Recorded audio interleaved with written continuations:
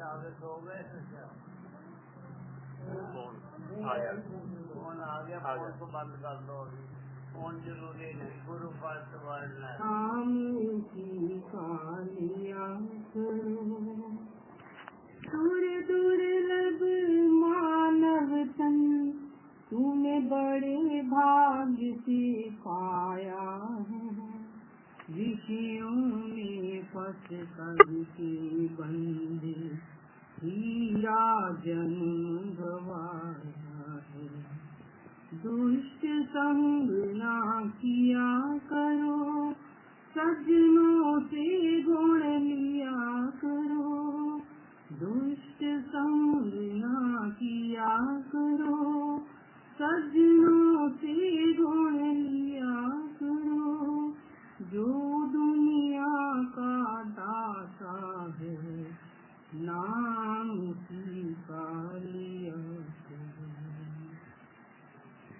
पता नहीं जाए चलते चलते स्वासा, इस क्षण में सब खत्म हो जाए जग का सभी तमाशा। पता नहीं कब रुक जाए चलते चलते स्वासा, इस क्षण में सब खत्म हो जाए जग का सभी तमाशा। सुबह शाम जप किया करो, याद प्रभु को किया करो। सुबह शाम जप किया करो, याद प्रभु को किया करो। नाम का स्मरण किया करो, प्रभु के सहारे दिया करो। जो दुनिया का दाता है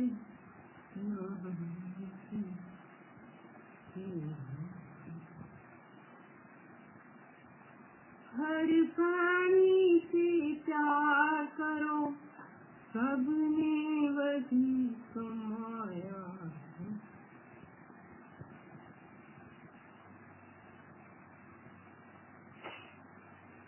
मिलकर रहना सब है अपने, कोई नहीं।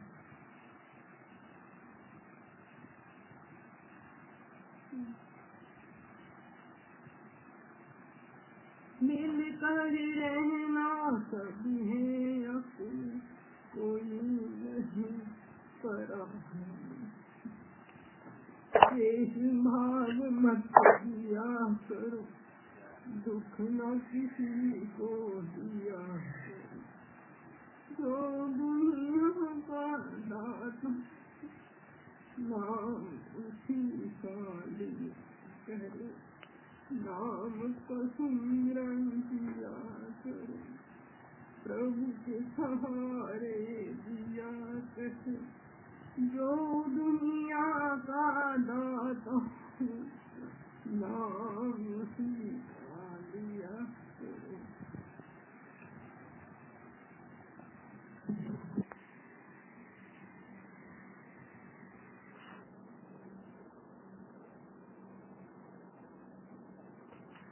बोले क्या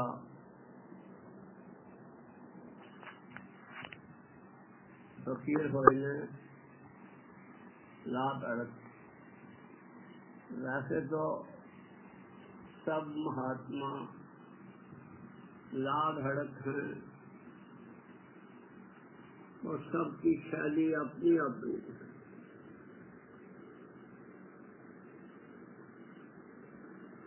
बोले शाह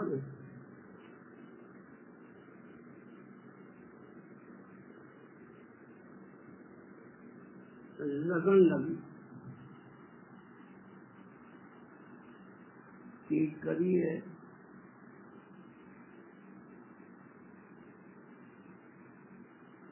जी सकिए ते ना मरिए।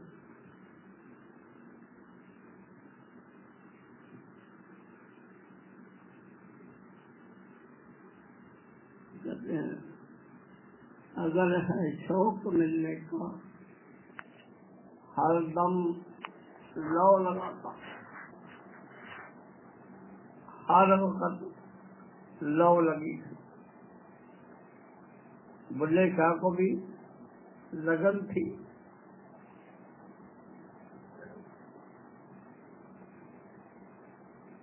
सब किताबें पढ़ी, तालीम याफ्ता थी।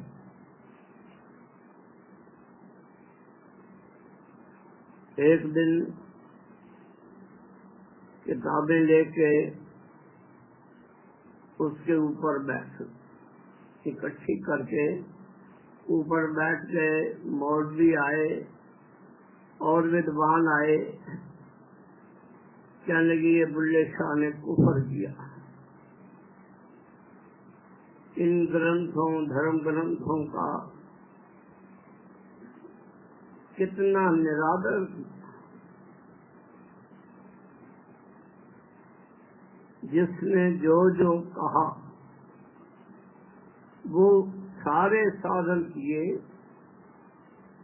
कारण क्या? लगन थी। हम दुनिया में आए हैं, हमारे सामने सब लोग जा रहे हैं और एक वक्त ऐसा भी आना है और हमने भी दुनिया से जाना है।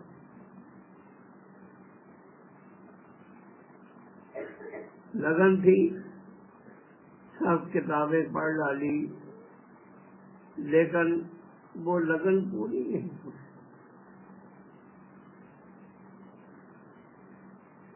हम मौलवियों ने कहा तो उस पर फतवा लगाएंगे, तुझे सजा दिलाएंगे, तुमने हमारे धर्म ग्रंथों का निरादर किया। कहने लगे हाँ जो मर्जी लगा लो, लेकिन मेरी बात सुन लेना पहले। कहने लगे एक आदमी हो और 40 साल तक ये वादा करता रहे कि तुझे मैं परमात्मा दिखाता हूँ,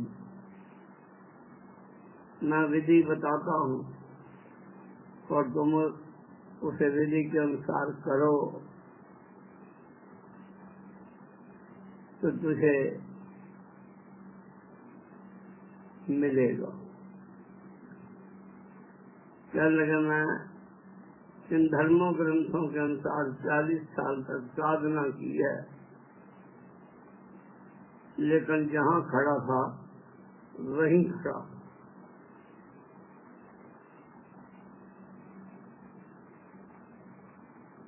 फतवा लगाओ। कहते ऐसे आदमी पर जो वायदा करता है पूरा नहीं करता है। ऐसे ग्रंथ हैं, इन्होंने वायदा किया है हम तो ये खाएंगे, जो इनके जाननहार है उन्हीं के द्वारा हमने ये सारा कोशिश की, लेकिन किसी ने हमें रास्ता दिया नहीं। कहने लगे फिर तो ऐसे आदमी को जिंदा जला देना चाहिए। कहने लगे तो फिर ये धर्म ग्रंथ ही हैं,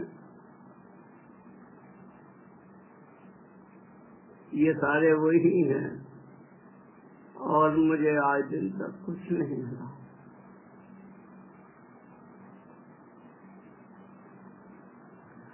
अंदर आह थी, लगन थी प्रभु मिलन। मौज में आए, ये कड़ी कही उन्होंने। लगन लगी की करी है और जी सकिए ना मरी है। जब तक शौक लग गया है मुझे मिलने का, इस शौक में मेरे मन की व्यवस्था ये है कि न मैं जीने वालों में, न मैं मरने वालों में, न मैं डूबने वालों में हूँ और न मैं तरने वालों में।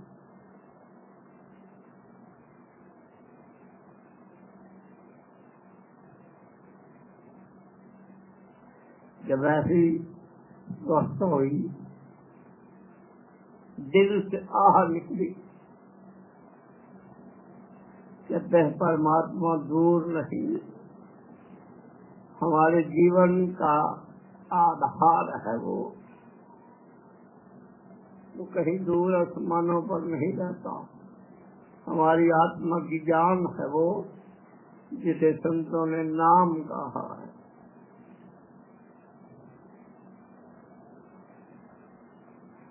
जा रहे थे,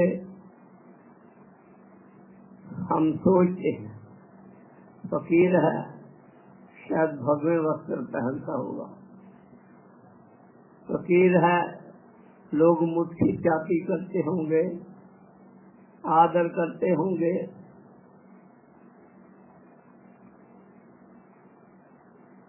कई तरह मन की तरंगे उठी। जा रहे थे, पूछा ये कौन है? कहने लगे ये अनायत शाह है। सिर फिरा है, दिल दिमाग इसका काम करता नहीं, लोगों को गुमराह करता है।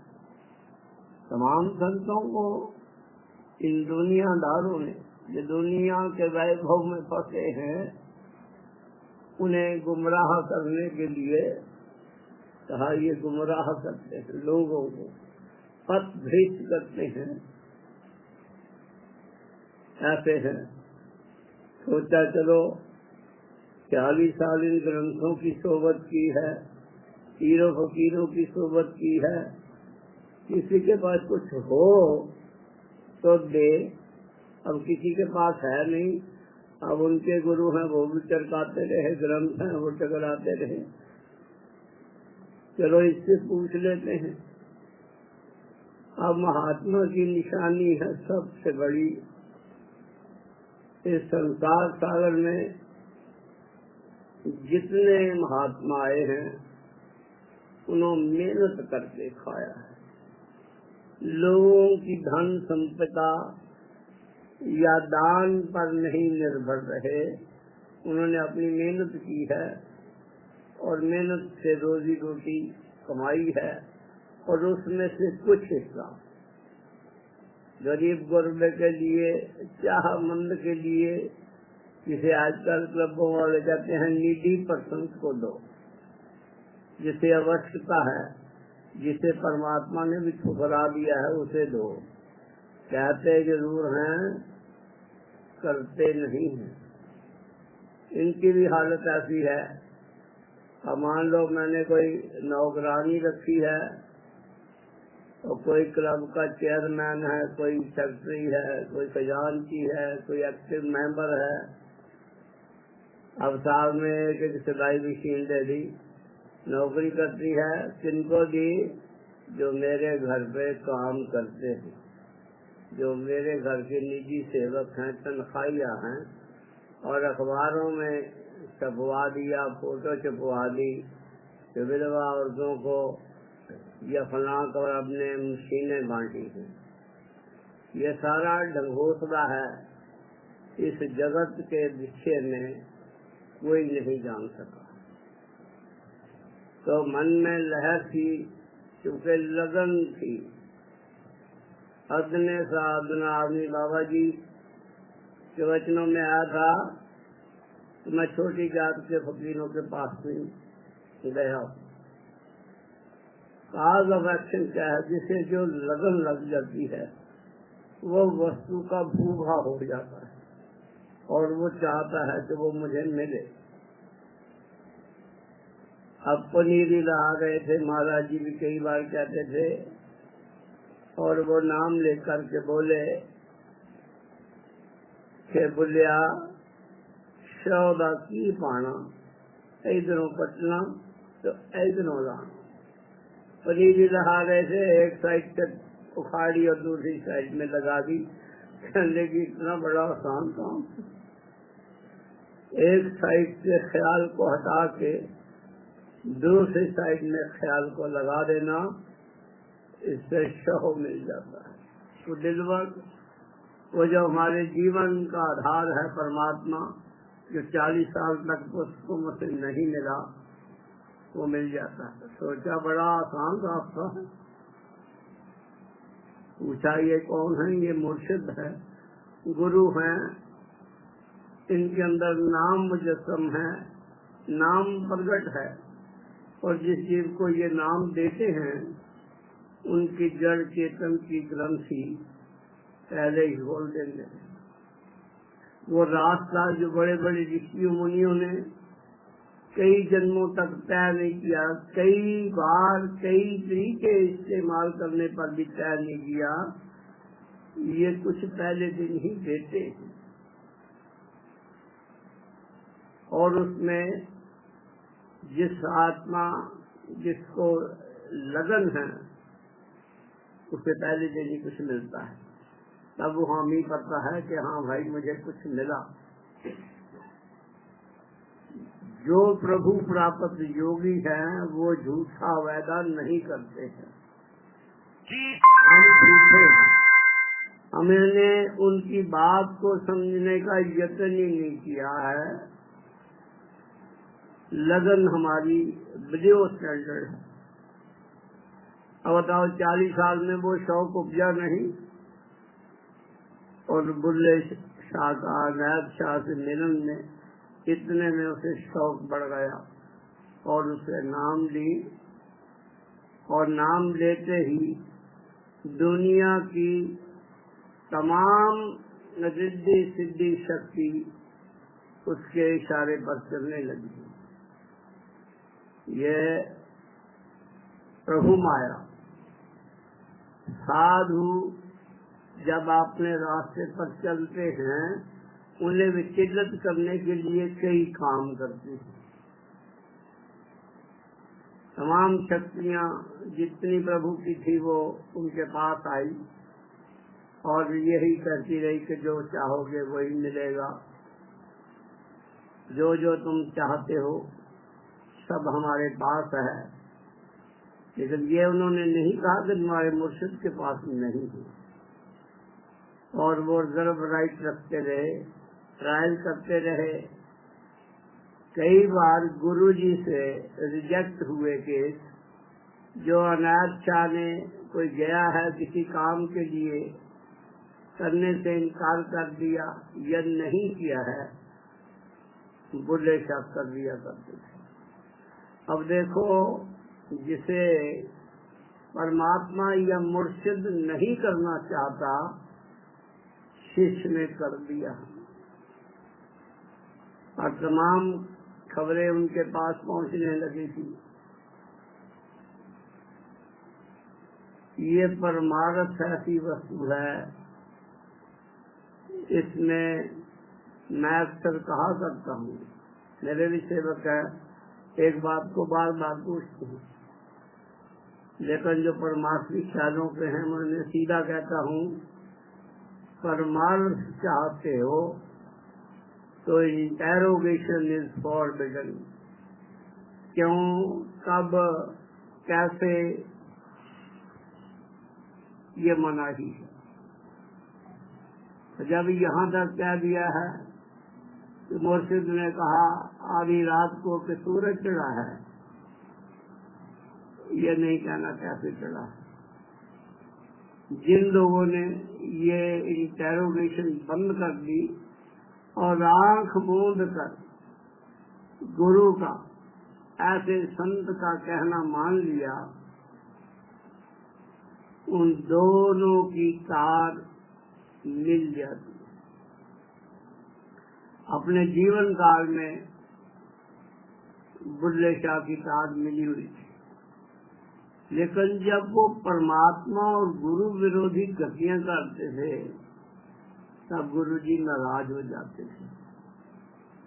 अरे मैं भी समर्थ हूँ, मुझे परमात्मा ने तमाम दिया है और मैं नहीं करता, भाव भक्ति देखता हूँ, उसके अनुसार चलता हूँ, और मेरा शिष्य इतना तेज है, फट से दया कर देता है। और जैसे ही वो करते गए और गुरुजी भी ख्याल उनसे खींचते गए, परमार्थ के रास्ते से वंचित शुरू हो गए। लेकिन लगन की हालत में यही हालत थी उनकी कि लगन लगी कि करिए जी सकिए के न मरिए। और तमाम सिखों के जो अनायत शाह के सिख थे उनको सबको पता था कि अनायत शाह की नजरे अंदाज इस बुल्ले शाह के ऊपर है। ये ऊपर से गुरु चेला भले ही शरीरी आंख की मार में, लेकिन दोनों अंतर से मिले हुए हैं, ऐसा लोगों का सोचना था। लेकिन स्वामी जी महाराज ने एक बार स्पष्ट शब्दों में शामली में यहाँ का क्या दिया, जो ऊपर से आते हैं अंतर से मिले हुए हैं, माफ रखना वो गलत रास्ते पर शिष्य जा रहा है। अंतर बाहर एक वो जान, वो गुरु और शिष्य दोनों अंतर से भी एक जैसे हैं, बाहर से भी एक जैसे हैं, लेकिन एक कोरस है, मन की अवस्था है। अब गुरु जी ने इसका काम नहीं किया तो मेरे पास सब ताकतें हैं, मैं उसका प्रयोग करता हूँ, इसका काम कर देता हूँ। अब गुरु जी नाराज होते हैं।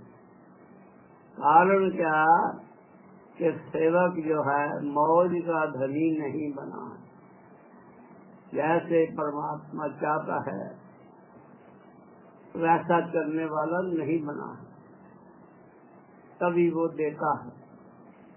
उसे देने में समय नहीं लगता। महाराज कहते हैं ये बर्तन है, इसकी तैयारी में समय लगता है, लेकिन उसे डालने में, उसे देने में समय नहीं लगता। उसी के लिए हम सत्संग करते हैं, संतों के पास जाते हैं, नई से नई बात वो करते हैं, कुछ बातें हमारे हृदय में बैठ जाती हैं, बाकी जो विसर्जित हो जाती हैं। यही कारण है कि जो अनपढ़ लोग हैं इस मुर्शिद परस्ती में अग्र भाग में रहते हैं। मुझे याद है खटकर कला के पास एक गांव था, मैंने सरदार केवल सिंह से कहा कि मुझे ये तुम्हारे पास वाले गांव में जाना है। कहने लगे कोई आदमी बताओ किसके घर जाना है। मैंने बोला वो तो मुझे भी नहीं पता है, लेकिन मुझे जाना है। अब चले गए सैर करते करने, एक बुढ़िया माई सामने से आ गई तो केवल सिंगा और तेरे घर बाबा जी आए ने तो सानू दसिया भी नहीं, और मैं पास खड़ा हूँ और वो कोई नाम देते हैं, मुझे नाम लेना था। अब केवल सिंह मेरी तरफ देख रहा, मैं उसकी तरफ देख रहा हूँ, और उन्हें मैंने पूछा माता कौन सा तुम नाम लेना चाहती हो? अच्छा तुम ही बाबा है। अब देखो पास खड़ा नजर नहीं आया है, अब दृष्टि भ्रम से कहते हैं। मैंने कहा मैंने कहा घर जाके क्या लेना है यहीं ले लो। तो ट्यूबवेल था, पेड़ की छांव में बैठ के नाम दिया, जड़ चेतन की ग्रंथि खुल गई। आज हम देखते हैं 40 साल हो गए हमें नाम दिए, शब्द की धुन सुनाई नहीं दी, अंतर में कोई प्रकाश नहीं हुआ। कारण क्या है कि जो कहा वो तुरंत मान लिया, अमल में ला लिया।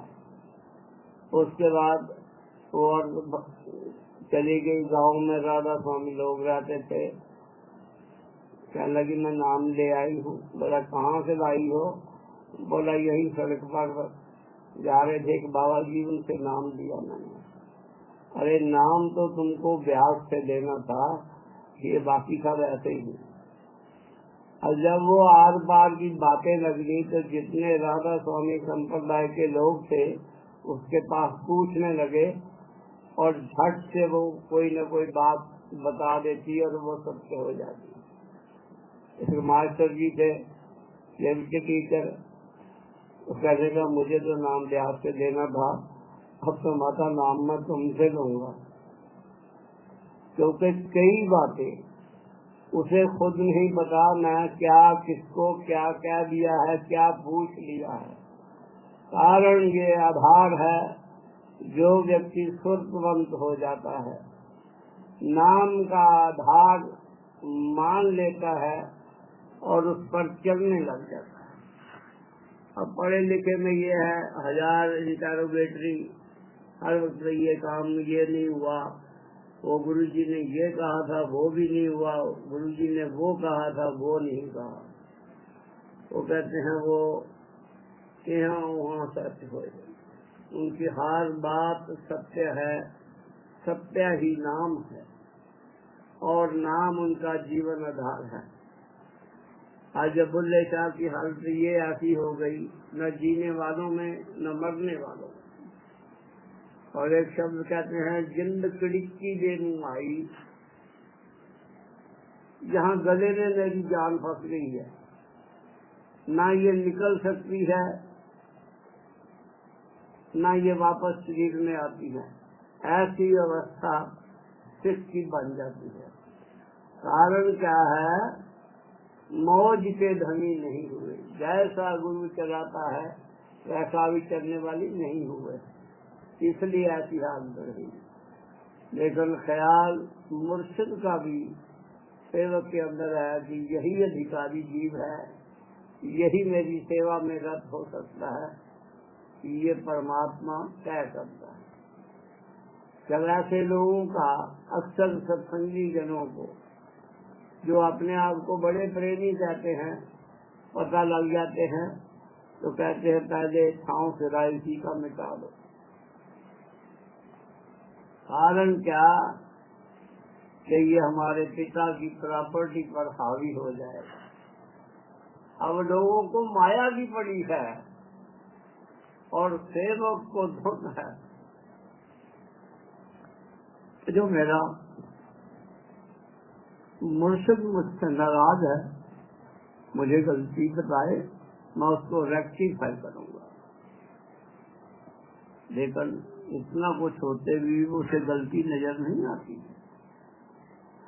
लेकिन सूरत से अपने ख्याल से मुर्शिद के पास जुड़ा है, निरंतर उसका ख्याल मुर्शिद में रहता है। अब देखो आउट ऑफ बाउंड कर दिया, कहने लगे बुल्ले शाह इसका दिमाग खराब हो गया, ये कहना नहीं मानता। और लोगों ने भी देखा हाँ ये कहना नहीं मानता है, नजर आ रहा है कहना नहीं मानता है। कहने लगे वो काम बन गया, अवार्सों का काम बन गया कि बुल्ले शाह को यहाँ आने ही मत दो, अब गुरु जी से मिलने ही मत दो, बात बड़ा आसान हो जाएगी। हमारे महाराज जी थे, जब बाबा सावन सिंह ने कहा कि कृपाल सिंह आज सत्संग करेंगे, करते तो वो पहले भी थे कि पाकिस्तान का सारा इलाका था, वहाँ महाराज जी बाबा जी नहीं जाया करते थे, सत्संग की सेवा लगा रखी थी। और सत्संग के मामले में इतने कड़े थे, हम जरा सारी बात हो जाती है सत्संग छोड़ने को तैयार है। महाराज जी के जीवन काल में आता है उनकी बेटी जीव की डेथ हो गई और उस दिन सत्संग रखा था। बताते हैं प्रत्यक्षदर्शी कि उन्होंने नहा के अपने चाचा को वो दे दी लड़की, मेरा समय हो गया सत्संग का, ये काम अभी आप ही निपटा लो। कितनी गहर अवस्था है, दुनियादारी इस लोकाई को ठोकर मार देते हैं, वो परवाह नहीं करते, मुर्शद प्रस्ती में अग्रणी रहते। और जब आदेश दिया कि अब कृपाल सिंह यहाँ ब्यास में सत्संग करेंगे और मैं सत्संग करवाऊंगा। और भाव भक्ति वो जो प्रेमी जन है खासकर जो उनके निकटवर्ती रहते हैं, भाव बदल गया कि गुरुजी ने गद्दी दे देंगे। अब देखो गद्दियों भी बढ़ गई। अरे नाम ने धारे खंड ब्रह्मांड बना दिए। हमारे महाराज जी ने एक बार यहाँ पर क्या दिया था, क्या नाम एक नगर नहीं बना सकता है। और महाराज जी के सेवकों में से किसी ने नगर नहीं बनाया है, केवल स्वामी दिव्यानंद ने संत कृपाल नगर बनाया। अरे जिसके पास नाम है वो नाम करता पुरुष है, वो सारे काम अपने आप ही करता है। और बुल्ले शाह की व्यवस्था भी बिल्कुल वैसी ही थी। लोग वैरी थे, सत्संग दिया, जो परमार्थी थी ध्यान टिक गया। भले ही बाबा सामंत सिंह से नाम दान दिया, लेकिन प्यारे लगने लगे कृपाल सिंह, और सबका ध्यान उनके साथ जुड़ गया। और जो उनके साथ जुड़े थे वो बाबा जी के साथ जुड़े। ऐसी व्यवस्था सब संतों की हुआ करती है। और बुल्ले शाह मिलना चाहते हैं मुर्शिद को, लेकिन क्या दिया, बुल्ले शाह के लिए रास्ता बंद है। बड़े खुश हैं पास रहने वाले कि अच्छा हो गया, अब ये नहीं आएंगे, गुरु शिष्य का संवाद नहीं होगा। कहते परमात्मा के पास अनगिनत रास्ते हैं काम करने के। जैसे काल भगवान है या मन है, कोई काम करना चाहता है, ये भी नए से नए रास्ता निकालता है। लेकिन परमात्मा के पास, संसद के पास अनेक रास्ते हैं। कारण क्या, उनके पास परमेश्वर का हुक्म रहता है, वो हुक्म काम करता है।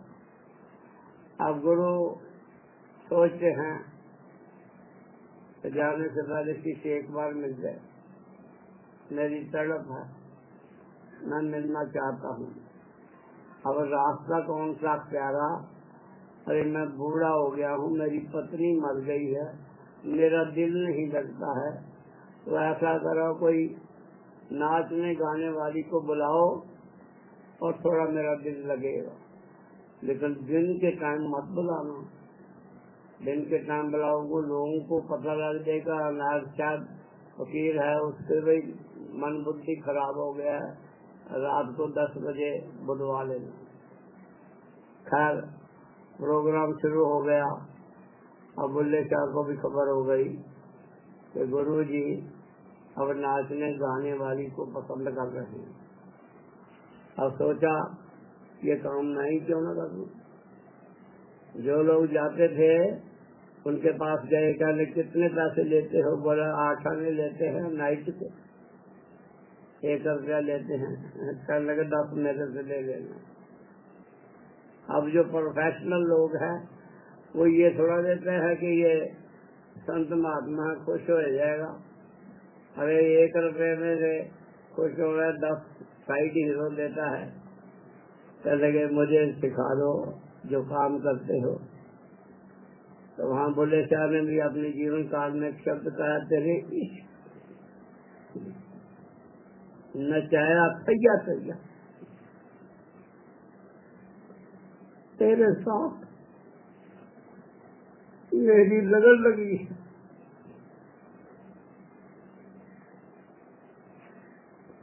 उस शौक को पूरा करने के लिए मुझे नाचना सीखा। रिहर्सल हुई, बड़े खुश हुए कि पैसे ज्यादा मिलेंगे। इधर से भी दिए, उधर से भी दिए, दोनों तरफ फांसते हैं ना। संतों के जाने के बाद कहते हैं ये फलानी बेईमान हो गया, गुरु जी को खा गया, गुरु को ठगी मार गए। अरे ये सारी भौतिक चीजें हैं, इनके पीछे नहीं जाने की जरूरत।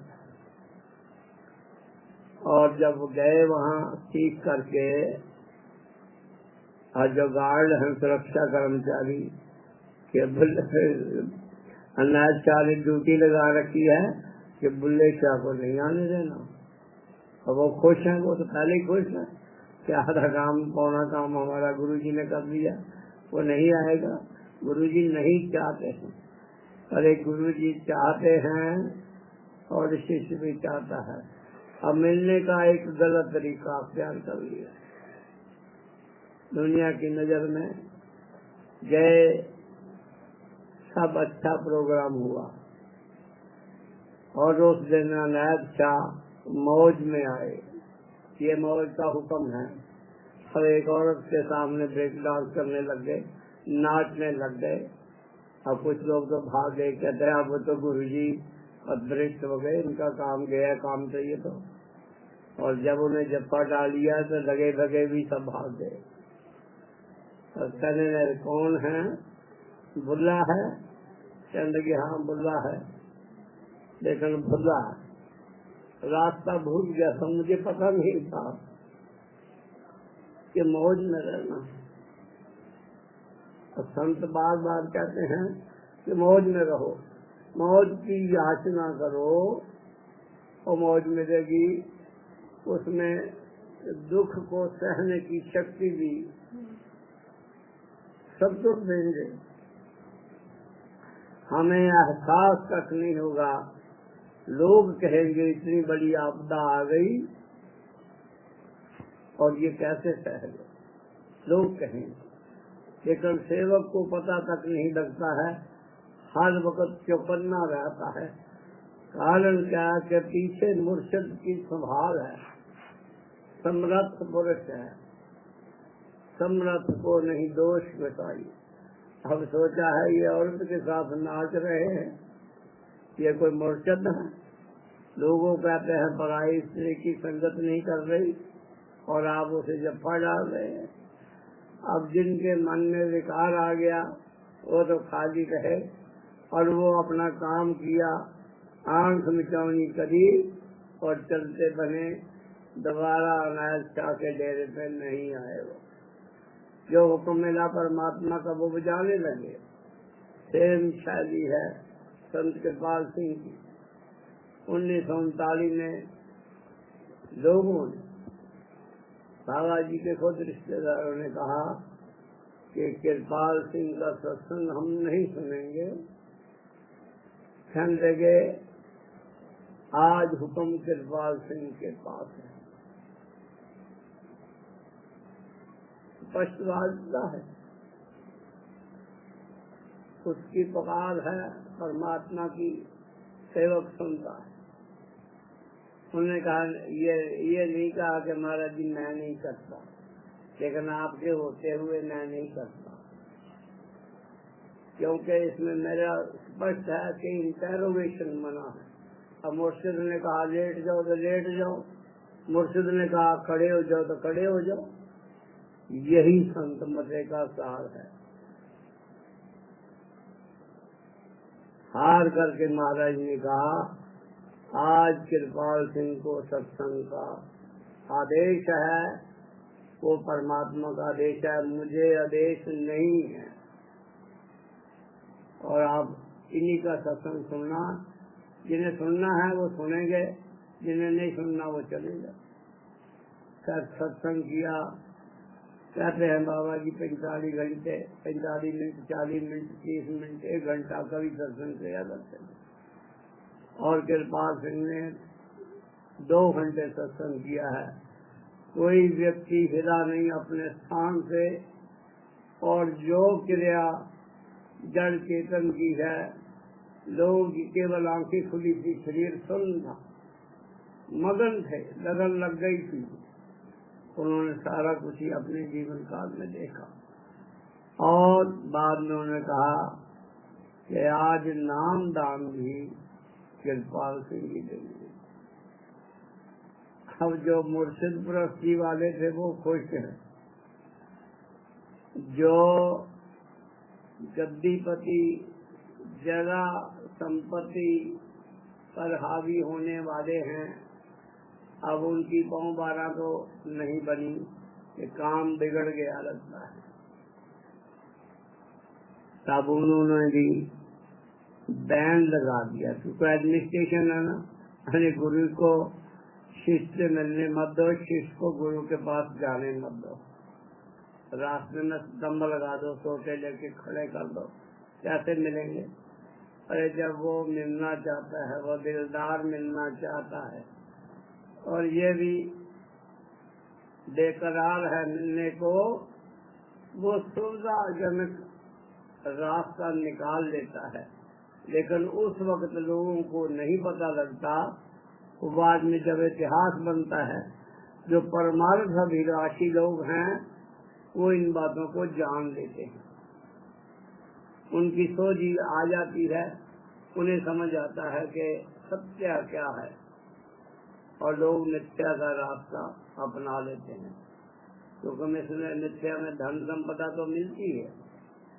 अरे नाम मिलता है जिसे अंतरपट खुलता है, सुर शब्द से जुड़ती है, उतावली है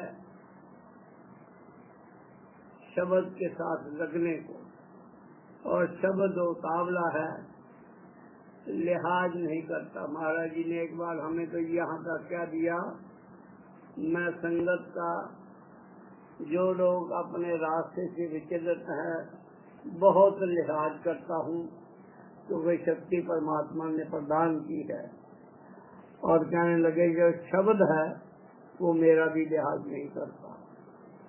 तो वो शब्द जिनके पास है, वो नाम की प्रक्रिया जिनके पास देता है, पहले सारा घर उन्हीं का बर्बाद करता है।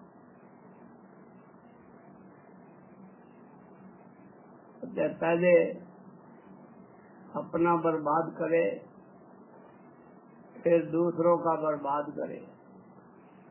उस भाषा में बर्बाद कहते हैं, इस दुनिया से नाता तोड़ करके वो अपने साथ जोड़ता है कि खाली तुम मेरे योग्य ही रहो, किसी दुनियादारों के योग्य ना रहो।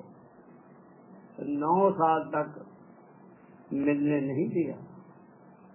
अब बताओ, जो व्यक्ति को कभी रोक टोक न हो, जब मर्जी चाहता है देश रूप गुरु से मिल लेता हो, और उसी वक्त व्यक्ति पर बंद लगा दिया जाए, नहीं मिल पाएंगे। अब गुरु जी कहते हैं मैं क्या करूं भाई, ये एडमिनिस्ट्रेशन, ये दुनियादारी है, अब उनका पाबंदी लगा दी तो मैं क्या कर सकता हूँ? गुरु जी कुछ नहीं कर सकते। ये पाबंदी गुरु शिष्य की मायापति लोगों ने लगाई, जो इस ख्याल से जुड़े हैं गुरु जी के पास धन संपदा है, गुरु जी हमें विदेश ले जाएंगे, वहाँ विदेश में शादी कर देंगे, हमारे बच्चे ब्याह जाएंगे। मुझे याद है एक बार मेरा लड़का था, कहने का स्वामी जी ने इतने सौ के काम कर दिए, आप स्वामी जी के इतना घनिष्ठ नजदीक होते हुए भी कोई एक काम भी नहीं करवा सके, कम से कम मुझे बाहर ही बचा दो। और जैसा उसने कहा, मैंने स्वामी जी से कहने लगा, स्वामी जी कहने लगे वो इंजीनियर था ना, यहाँ आया एक आपके जलंधर में, कहने वहाँ बर्तन साफ करता है, और उसी की पत्नी उसे कार में लिफ्ट नहीं देती, ये व्यवस्था हो जाती। रामचंद्र मैं नहीं चाहता इस व्यवस्था में आप पास हूँ, मैं तो खुद ही नहीं चाहता, मैं तो घर से बाहर जाने का इच्छुक ही नहीं हूँ, विदेश की तो बात ही और है। तो परमार्थी का संत इतना ख्याल रखते हैं, ये स्वार्थी लोगों को भी खुश रखते हैं, और परमार्थ की सार जानने में वो इतनी मदद करते हैं कि निरंतर 24 घंटे साथ रहते हैं। स्वामी महाराज ने भी बहुत कुछ किया, ये जान करके कि संतों के जाने के बाद पता नहीं लगता कौन आदमी आध्यात्मिक उत्तराधिकारी है। ये वर्ल्ड भौतिक है कि उनके रूहानी की शिक्षा को कौन चलाएगा, ये कैसे चलेगी, लेकिन वो जो शब्द है वो किसी का लिहाज नहीं करता। यहाँ 17 मार्च का सत्संग हुआ,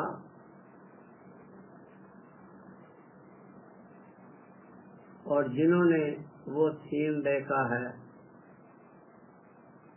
तो अगर वही बेईमान हो जाएं, जो विटनेस ही बेईमान हो जाए, तो वहाँ क्या किया जा सकता। लेकिन मौज में रहने वाले इसमें प्रसन्न रहते हैं, क्योंकि मेरा मुर्शिद, मेरा रांझा राजी है, तो मैं खुश हूँ। मुझे दुनिया को खुश नहीं करना, वो खुश है तो मैं खुश हूँ। मेरा लगाव मेरे मुर्शिद के साथ, मुर्शिद दे नहीं है, वो शब्द मुजस्सम है, जिस जिस्म में चाहे वो बैठ के ताकत काम कर सकती है। पहले तो 6 दिन प्रोग्राम ही यहाँ वंदना शुक्ला के घर रख दिया। इसे कहते हैं पूरे में डिसाइडेड, पूर्व नियोजित षड्यंत्र है। अरे मुर्शद के होते हुए सारा काम हो रहा है। जो मौज में रहने वाले हैं वो खुश है कि बरात अली 6 दिन तो ये बोझ उठाएगी मेरा। खाने पीने की व्यवस्था, दर्शन की व्यवस्था, सारा वो पॉजिटिव थिंकिंग रखते हैं। नेगेटिव वाले समझते हैं कि हमने मोर्चा जीत लिया। यहाँ तक हुआ कि रामचंद्र के सत्संग भी नहीं करने दिया जाए, वो सारी व्यवस्था थी। लेकिन जब मौज के धनी हैं, मौज में रहने वाले हैं, वो अलग कैसे हो सकते हैं। मैंने स्वामी जी कहा, स्वामी जी कह लगी क्या कुछ गड़बड़ है। वहाँ सत्संग में कोई रोड़ा अटका रहा है। मैं कहा पानी वाले पानी भर रहे हैं, शाम आने वाले शाम आने लगा रहे हैं, लंगर वाले लंगर की व्यवस्था कर रहे हैं। मैं तो कुछ करता ही नहीं हूँ, करता पुरुष आप हैं। खैर रहा नहीं गया, स्पष्ट बात था। मैंने कहा स्वामी जी आप वहाँ जाएंगे, 1 घंटा तो सत्संग देना है। वहाँ ना आपको पानी मिलेगा, ना खाने के लिए कोई वस्तु मिलेगी, कुछ नहीं मिलेगा आपको। सत्संग करेंगे और आप आ जाएंगे। स्वामी कहते हैं ठीक है।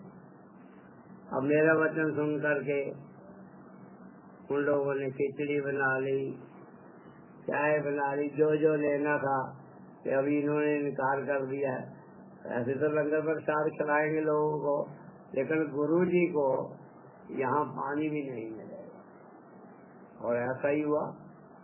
वो आए, यहाँ सत्संग हुआ। उन्होंने कहा कि लोगों से मिलके जाएंगे बाद में बात करके, लेकिन रुकने ना दिया जाए, यहाँ कुछ हो ना।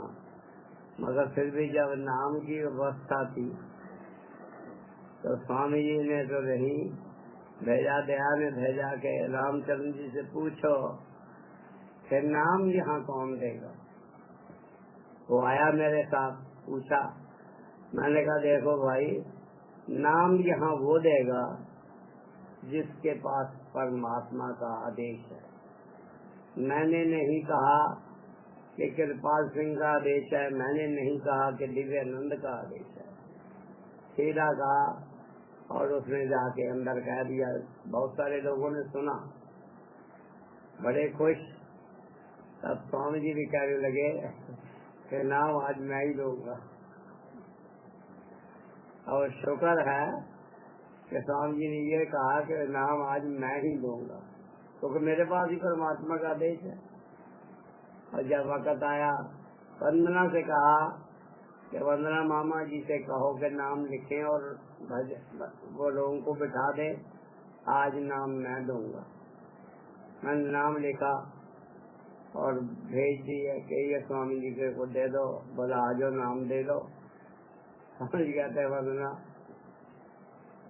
आज नाम दान का परमात्मा की तरफ से आदेश रामचंद्र जी के पास है। क्यों भाई इतनी जल्दी अमेंडमेंट कैसे हो गई। वो इशारा देते हैं सारे का सारा, और वो सब देखते रह गए कि नाम वो देंगे। अरे देने वाले तो दे देंगे, वो तो दीवार के पीछे क्या सबके सामने दे देंगे। लेने वाले तत्पर हैं, उसमें कोई रुकावट नहीं डाल सकते। और आगे भी सत्संग का और नाम का काम रामचरण जी करेंगे, क्यों भाई अपने कानों से सुना है, गुरु जी ने कहा है, और कहना नहीं मानते हो तो उसका क्या इलाज है? उनको दुगनी मार पड़ेगी जो संतन के घर के इतने नजदीकी रहे, वो मार सहने असहनीय है, मार सही नहीं जाती, पूरी झेलनी पड़ेगी। और वो नाम हुआ, सारा काम हो गया। और इससे पहले कई आदेश पास हुए। स्वामी जी ने सुबह 4 बजे बुला लिया, कहने लगे कौन आदमी है जो आपको मेरे मिलने से रोकता है? आधा नाता गुरु भाई का है, लेकिन हमने गुरु भाई नहीं समझा। मैं अक्सर जब भैया जी आते थे, स्वामी जी की सारी संगत को एक लाइन जरूर कहा करता था, गुरु बिन गुरु भाई को गुरु समझान, उन बिन तेरी होएगी हान। उसके अंदर वो गुरु आपका ही बैठा है, आपके अंदर बैठा है, उसमें प्रगट रूप है, आपके अंदर प्रगट नहीं है। फर्क इतना है। तो परमात्मा ने जो काम करना है, वो जो मक्खियां हैं वो उड़ा देता है, उनको एक साइड लगाता और परमात्मा जी वो एक साइड।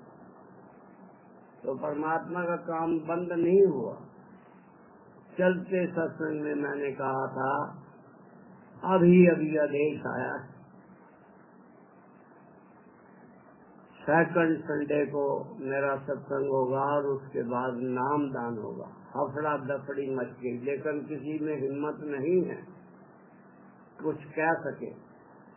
अरे भाई नाम देना हो, 6 लाख स्वामी जी कहते थे, 6 लाख का 6 लाख ही नाम दे दो। एक ही दिन में 12 लाख में हुए, 25 लाख 30 साल 50 साल इंतजार करने की क्या जरूरत है? लेकिन किसी के पास नाम का परवाना है, हुक्म है परमात्मा का, तो इस तरीके से संत जो है अपना काम कर जाते हैं। चिट्ठी वाले चिट्ठी ढूंढते रह गए, सारा डॉक्यूमेंट्री प्रूफ भी अगले बना के रख दिया है। परमात्मा के किसी काम को कोई रुकावट नहीं डाल सकता है, वो सुव्यवस्थित ढंग से चलता रहता है। पहले भी चलता था, आज भी चलता है, लेकिन मायाधारियों को माया के हैंड ओवर कर देते हैं, बोले लो तुम पैसे से खेलते रहो। और पैसे का परिवार जो है वो तमाम बीमारियां हैं, तमाम असुविधाजनक 3 रास्ते बड़े श्रेष्ठ हैं माया के। पुलिस प्रशासन, डॉक्टर्स हैं, वकील हैं, और जितने जितने दुराचारी के अड्डे हैं वो माया के पास है, तो वो अपने काम चलाते हैं।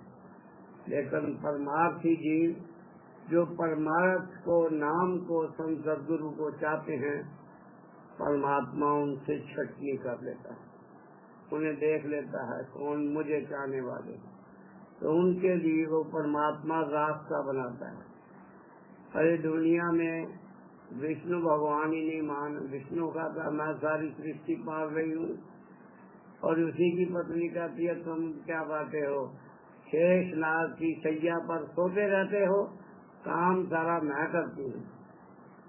अब उनकी आपस में नहीं बनी है, तो ये गुरु शिष्यों की कहाँ से बनेगी? जिसके पास प्रगट नाम है, जिसके पास परमात्मा का आदेश है, वो लोग समर्थ हैं, वो लिहाज भी किसी का नहीं करते। उनके पास शब्द भेद है, नाम का असली परवाना उनके पास है, वो उसी के आधार पर चलते हैं। लेकिन ये अवस्था हो जाती है, बुद्धिश आ जाती है, ना जीना मुश्किल है और गाना भी आता है, जीना भी मुश्किल से मरना भी मुश्किल, वही डूबना भी मुश्किल है, करना भी मुश्किल है, क्योंकि आता नहीं ना भी। और जिसे तैरना आ जाए वो तैर लेता है। मरते वक्त तो कोई नहीं तैरना सीख सकता। जिसको तैरना सीखना है अपने जीवन काल में सीखना। ये you may learn to die before your death. अब इतनी आसान क्रिया है, थोड़ी सी सुर्त उधर दी नहीं और परमात्मा ने, सदगुरु ने सुर्त दी नहीं। हमारे महाराज जी से मैं अक्सर, एक महात्मा आए थे, उन्हें कहा रहता था, ये वो महात्मा है जैसे किसी व्यक्ति विशेष को याद करेंगे, वो सात समुंदर बैठा है, उसकी वही चेतन शक्ति सिमट जाएगी इनके याद करने से। अरे परमात्मा किसी आत्मा को याद करे और जरूरत ना सिमटे। और वो बता रहा था कि मैं नाड़ी पर हाथ रखूंगा, आंख मिलाऊंगा, प्रसाद दूंगा, तब सुरत जाएगी। जब मैंने कहा ये माँ महात्मा है, जब किसी को याद करते हैं सुरत सिमट जाती है। और यहाँ तक उसे कह दिया कि आपके भाव में दर्शन भी नहीं। अब वो महात्मा चिढ़ गया, सेक्रेटरी, चीफ सेक्रेटरी और 5-7 सेवादार साथ में थे और कहने लगे आज तो हम दर्शन करके ही जाएंगे। मैंने कहा चलो फिर। गए। आगे वो आदमी लो स्तंभ था, जितना बड़ा गेट है, इससे दरवाजे से आधा गेट था, वो उसमें खड़ा हो जाता, ना उसकी सलवार के नीचे से पास ऑन होता, न साइड से होता था, और किसी को घुसने देता नहीं, आंख मिलाता नहीं था, मस्त रहता था। और ताई की दीवार पर रही, बोला क्या बात है? मैं क्या, ऐसे महात्मा जी आए हैं, महाराज जी दर्शन करने के इच्छुक है। और मैंने वर्दी पहन रखी थी और मैं तो गाड़ी से उतरा हूँ, अभी चला जाऊंगा। मैंने कि ऊपर से आ जाओ। हाँ, जूते बूते उतारे, अंदर बैठ गए। 1 घंटा तक वो महात्मा महाराज जी के पास बैठे रहे और महाराज जी अंदर दरवाजे से बाहर नहीं आए। कहते हैं वो सेवक की, बाप की, नाम की लाज रखता है। अब मुझे अंदर फुर्ती लगी थी कि अगर महाराज जी ने से दर्शन दे दिए तो मेरी बात झूठी हो जाएगी। लेकिन वो परिपक्व है, कॉम्पिटेंट अथॉरिटी है, घट के पट खोलती है और घट की हर बात को जाननहार है। और जब वो महात्मा ऊब गए, थक गए, कहने के फौजी साहब हाजिरी हमारी इस दरबार में लग गई है। मैं क्या, हाजिरी अब आपकी परमात्मा के दरबार में लग गई है। कहने लगे तो हम चलते हैं। चले गए, बाहर तक छोड़ के मैं वापस आया तो महाराज जी आके कुर्सी पर बैठ के मत्था टेका, प्रसाद लिया और चले आए। अरे जिसे वो मिलना चाहता है उसे कौन रोक सकता है? लेकिन वो दुनिया में एडवर्टाइजमेंट नहीं करते। मौज आती है तो वो बात सही सही बता देते हैं, अच्छी लगे वो अच्छी लगे कि केवल परमार्थ अभिलाषियों को, गुरु प्रेमियों को, नाम का रस चाहने वालों को अच्छी लगे। अच्छा करो चाहे बुरा करो, वो हर हालत में संभाल करेगा। अरे दुनिया की माता बच्चा कितना बुरा हो जाए, वो हर साइड में उसे देखती है। ये समर्थ गुरु, ये काल विवश है। वो कहते नारी विवश नर सकल गुचाई, ना कहे नट मरकट की नाई। जैसे बंदर को मदारी नाता है, ऐसे ही प्रभु माया हम आत्माओं को नचा रही है। उसका काम है सेपरेशन, ये गुरु के साथ जुड़ा ना रहे। और ये मेरे साथ जुड़े। वो अपना काम करती है, लेकिन समर्थ पुरुष ने ऐसा रास्ता निकाला है कि वो सेवक जो है उसके बिना नहीं रह सकता। उसकी हालत ठीक सेवक की बुले छा जाती हो जाती है कि वो न मरने वालों में कहते हमारी हालत तो ऐसी ही है। और तभी ये वचन उतारा था बुल्ले शाह ने, लगन लगी की करिए जी सकिए तो ना मरिए। हमारी तो हालत ऐसी ही है, हमारी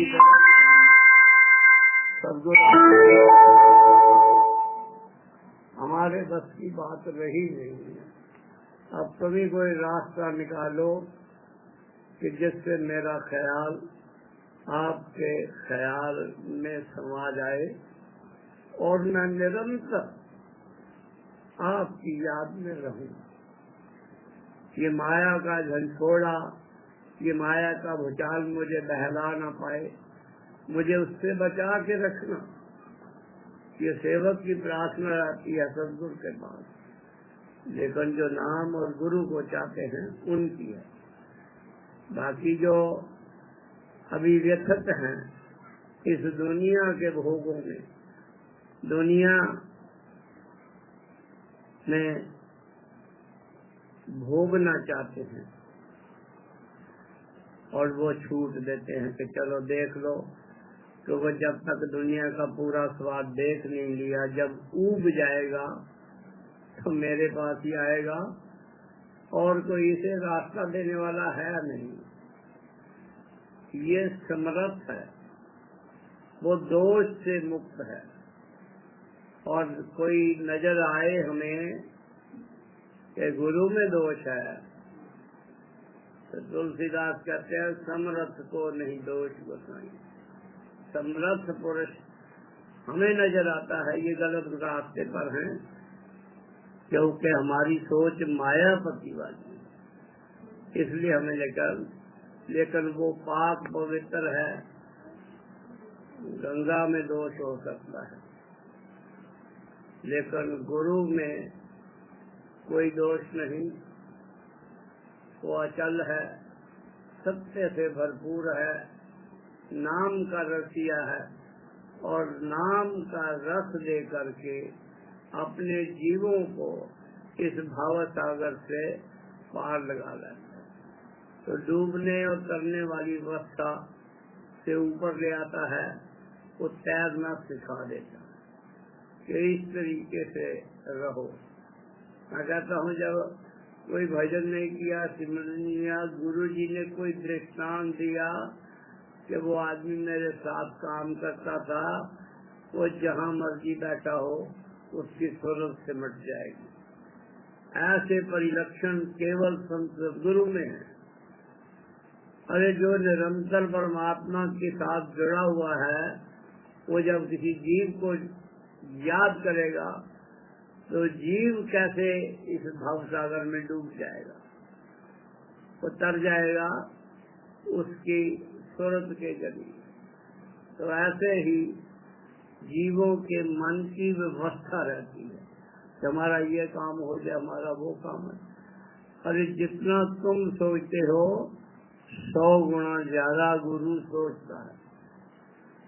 अपनी सोच उसे समर्पण कर दो, वो जो कहेगा उपयुक्त समय पर उपयुक्त तरीके से, उससे ज्यादा सार्थक तरीका दुनियादार में किसी के पास है न, प्रजापति के पास है न किसी देवी देवते के पास है।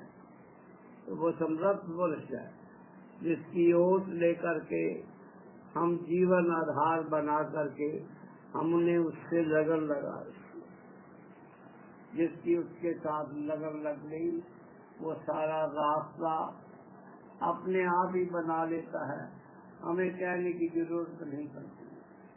और कई बार तो मैं ये कहता हूँ, हम सोचते हैं हमें 1 लाख 2 लाख मिले और गुरु जी बीच में मुस्कुराते हैं, मैं करोड़ देने को तैयार हूँ, और ये 1 लाख 2 करते हैं, उनका भी सिर नीचा हो जाता है। बादशाह महाराज कहते अपने बच्चे को बादशाह बनाना चाहता है और ये कहता है मुझे चपरासी की नौकरी मिल जाए तो बेहतरी उसी से काम चला लूंगा, तो वो दाल रोटी चला दी। लेकिन बादशाह का सर नीचा होता है जब उसका बच्चा बादशाह से नीचे रहे। हमारे दादाजी थे, अगर दादाजी हमें महाराज जी के कमरे में आज दिन तक किसी ने जाने नहीं दिया, न रोकता, तो आपको कोई रोकता नहीं। सेवादार का मुंह कभी उधर हो जाता है, कभी उधर हो जाता है, और आप अंदर चले जाते हैं, घंटों बातें महाराज से करके आ जाते हैं। कहने लगे उनका संवाद है कि रामचंद्र बादशाह के बच्चे को कौन रोक सकता है। ये सारी सुविधाजनक डायलॉग समझो, वो परमात्मा जिसमें बैठ के काम करना है उन्हें ही सुनाता है, ताकि इनका भरोसा बढ़ता रहे, मुर्शद परस्ती के रास्ते पर चले। अदरवाइज तो ये पुरुष आते हैं, एक पलक भी दुनिया मौत से डरती है और वो तत्पर रहते हैं इस दरबार के कौन घड़ी आए और मेरा मालिक मुझे ले जाए। तो जबकि दुनिया मौत से डरती है तो तैयार बैठे हैं, लेकिन एक हुक्म की सत्पुरुष की मौज की पाबंदी है, ज्यों रखे त्यों रहिए। जैसे मैं रखते हूँ मैं खुश हूँ, लेकिन तुम खुश रहना, ये है मुर्शिद बंदी। अब मेरा मुर्शिद खुश है, परमात्मा खुश है, वो राजी है तो मैं भी राजी हूँ। ऐसी सेवक की व्यवस्था बनेगी। ये दुनिया के काम जिसके पीछे हम पड़े हैं वो उसे सोचने दो, सारा बोझ उसी पर उठा दो। हमारे महाराज जी है, उनका बेटा जो दर्शन सिंह थे, बीमार थे, 105 डिग्री बुखार था, दवाई दी और सत्संग में चले गए। सोचा भी आस पास में है, महाराज जी के पास दर्शन करते चले गए। जब दर्शन करने गए महाराज जी कहने लगे काके का क्या हाल। अब क्या किसी ने उन्हें इन्फॉर्मेशन दी कि वो 105 डिग्री बुखार छोड़ करके ये सत्संग में चले गए थे और सत्संग खत्म होते आपके पास चले आए। कहने लगे कृपाल सिंह तूने अपना सारा बोझ मेरे सिर पर डाल। ऐसा संभव गुरु मिल जाए, हमें सूरत को उसके हवाले कर देना चाहिए। ये सारे भौतिक काम उसे देखने दो, आप अपनी चिंताएं सतगुरु पर फेंकें, और जो ये सारी चीजें हम अपने हाथ में रखते हैं तो रास्ता लंबा पड़ जाता है, दुविधाजनक रास्ता हो जाता है। जब उस पर बोझ डाल देंगे उसे नींद हराम हो जाती। हम सोचते हैं कि गुरु जी हैं, वो तो जब जाते हैं सोते ही रहते हैं। अरे वो सोते हुए भी जागते हैं। कोई पास रहे तो देखें कि क्या व्यवस्था ऐसे संत की रहती है। बाबा सावन सिंह जी महाराज थे, महाराज से कहते थे कृपाल सिंह हम संतों की जगी बेआरामी, आराम भाग में दिखाई नहीं है, भाग से ये चीज आराम काट दिया गया है, यही हमारी प्रॉब्लम है। बाबा सावन सिंह ने सारी उम्र आराम नहीं किया, 2 दिन देहात में आए, 28 दिन बाहर। और वो काहे का घर हो, अपना घर छोड़ के जाके किसी दूसरी तेरे में या कहीं भी दूसरे के घर में जाए, रात को नींद नहीं आती। और वो ये परमेश्वर का घर समझ के जहाँ जाते हैं लोगों ने संतों को मेहमान बनाया, धन भाग हुए उनके जो संतों की मेहमानगिरी परमात्मा ने उन्हें दी है। तो नहीं मेहमान बना लो, ये दूरे दुनियादार मेहमान काम नहीं देंगे, इनकी मेहमानगिरी एक पलक की बहुत है। तो ऐसी व्यवस्था में हमें जीवन में समर्पण की भावना पैदा करनी है। और ये बोझ ऐसे समर्थ गुरु मिलने पर उसी पर डाल, उसी के हाथ में फेंक दो, वो अपने आप देखेगा। तो उनकी नींद हराम हो जाती है। रात को सोते फिरते घूमते फिरते हैं, कभी कुछ करते हैं, अकारण जिन कामों का कोई काम नहीं, कोई अर्थ नहीं निकलता, कोई पैसा नहीं मिलता, धन संपदा नहीं मिलती, अकारण उनके दुख मोल देते हैं। और सेवक का कई बार 99% बोझ उठा देते हैं। ऐसा गुरु कहाँ पे लगे? सब लाभ के हितकारी हैं, हानि का कोई नहीं। फिर अपने शरीर पर बोझ नहीं लेता है कोई। ये तो जब किसी पर आपदा आती है, थोड़ा सोची परमात्मा दे, तब पता लगता है कि हाँ ये संत जन हैं, ये परोपकारी है। दूसरे का माली कभी पेड़ लगाता है, कभी ये आस नहीं करता ये फल मैं खाऊंगा। अरे मैंने लगा दिया है, जिसके भाग में होगा वो खाएगा, वो प्रारब्ध जिसकी होगी वो इसे ले जाएगा। तो ऐसे है, ये व्यवस्था हर जीव की से पास होता है। जब उनके साथ दो पल जिन्होंने जीवन में बिताए और वो 2 पल सूरत से सौंप दी है, वो उसका जिम्मेवार है। अब इतनी बड़ी जिम्मेवारी लेने के बाद भी हम गठड़ी गाड़ी में बैठ के सिर पे उठाए बैठे हैं। इस बोझ को उतार दो, गुरु पावर पर छोड़ दो। आगे काम भौतिक हो, अच्छा हो चाहे बुरा हो, उसी पर सौंप दो तो वो संभालेगा। हमें तो पता ही नहीं है कि क्या करने से हमें कहाँ सुरक्षा मिल सकती है और क्या करने से हम सुरक्षा करने जा रहे हैं, उल्टा असुरक्षा हो जाती है। हमें इसकी जान नहीं। वो समर्थ शब्द भेजी है, शब्द का रख दिया है। अब बाबा जयमल सिंह यहाँ आकर के गोलियां फायर कर जाए और लोग कहे सरदार जी आए थे मिलिट्री की वर्दी में से गोलियां मार दी, कोई आदमी है जो उसे पकड़ सके? बाबा सावन सिंह छोटी से किसी को मार जाए, कोई कानून है, भौतिक कानून कि उनके अगेंस्ट FRI दर्ज करा ले? कोई नहीं करा सकता। उसके पास हर एक तरीका है अपने सेवक को रिझाने का, सेवक को खुश करना। वो चाहता है मेरा सेवक खुश रहे। अगर यही उदास है, यही दुनियादारी में फंसा है और छोड़ता भी नहीं कटेगा, इसकी हालत ये है। मदारी जब बंदर को पकड़ता है, कुज्जे में चने डालता है और चने डाल करके जमीन में गाड़ देता है।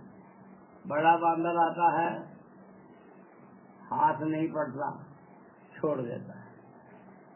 छोटे आते हैं, वो अंदर हाथ डालते हैं, मुट्ठी चने भर लेते हैं और वो मुट्ठी बाहर नहीं निकलती। तो मुट्ठी छोड़ दे, इस चने को छोड़ दे तो छूट जाए, नहीं तो बंदर, छोटे बंदर बच्चे को मदारी गले में रस्सी डाल के सारी उम्र नचाता रहेगा। इस काल की अवस्था से बचने का एक ही इनको ये जो प्रभाव माया का हमारे ऊपर आता है, इसे अब छोड़ दो। और छोड़ देने से आप आजाद हो जाएंगे, किसी मदारी के काबू आने वाले नहीं रहेंगे। तभी गुरु भी कहेगा कि हाँ मेरा सेवक मेरे सत्संग से होशियार हो गया। ये तो बाहरमुखी बात है। और अंतर्मुखी जिसने देख लिया है उसे फिर कहने की जरूरत नहीं पड़ती। जब अपने जीवन काल में ऐसी अवस्था हो जाती है, तब ये प्रभावी रहता है कि हाँ हमें बेनिफिशियल है, हमें ये लाभप्रद है। अब जब दुनिया के कामों में हमारी इतनी सहायता करता है, हालांकि उसका सब्जेक्ट नहीं है, कई बार संत पदा झाड़ते हैं, मेरा काम केवल सत्संग नाम लेना है। अब लोग घबरा जाते हैं, अरे गुरु जी ने तो साफ ही जवाब दे दिया। अरे जवाब नहीं दे दिया, तुझे समझा रहे हैं। जो सत्संग के साथ जुड़ गए वो गुरु के साथ जुड़ गए। इस इंजन के साथ जो डब्बा थक गया वो इंजन खींच के ले जाएगा। और मैं ये कहा करता हूँ कि मेरा इंजन गाड़ी के पीछे लगता है, सारे डब्बों को आगे धकेल के जाता है, कोई डब्बा छोड़ना नहीं।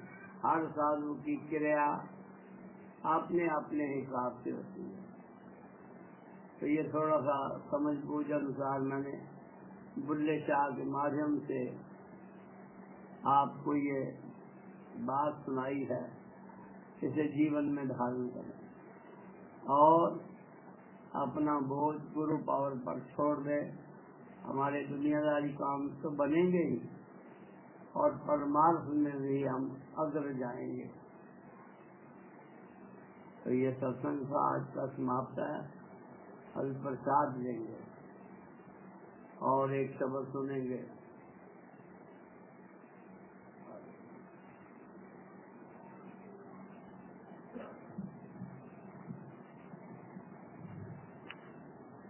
आस तेरी तू आसरा है मेरा, तेरी याद बीच बीते हर शाम ते सवेरा, हर शाम ते सवेरा, हर शाम ते सवेरा।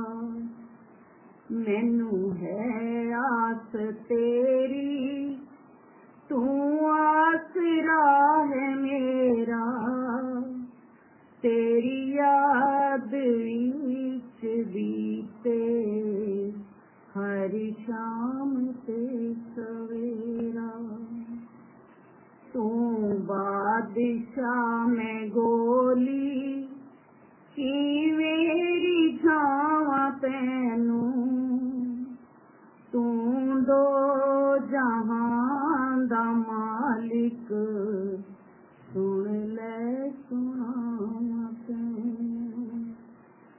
तू बादशाह में गोली की मेरी छावा पैनू, तू दो जहां दा मालिक सुन ले सुनावा तैनू।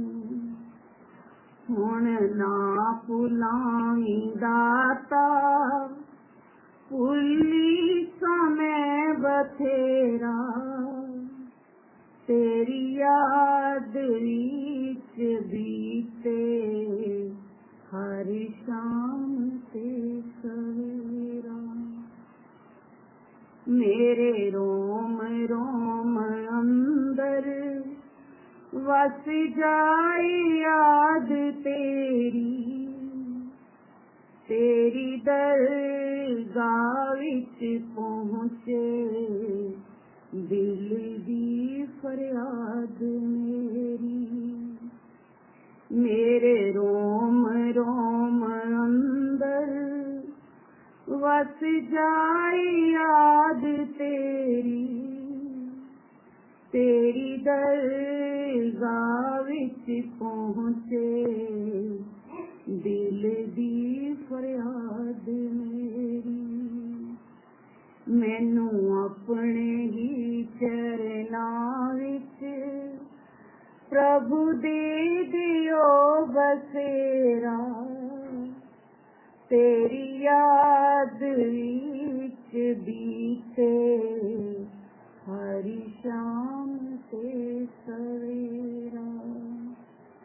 जद नाम दा हीरा मुर्शद सी झोली पाया, खुशियां विच नचिया प्रीतम तेरू ने गीत गाया। जद नाम दा हीरा मुर्शद सी चोली पाया, खुशियां विच नचिया प्रीतम तेरू ने गीत गाया। जद नाम दा दीप जलाया, नसिया सी दूर हनेरा, तेरी याद विच बीते हर शाम ते सवेरा। मैनू है आस तेरी, तू आसरा है मेरा, तेरी याद विच बीते हर शाम से सवेरा, हर शाम से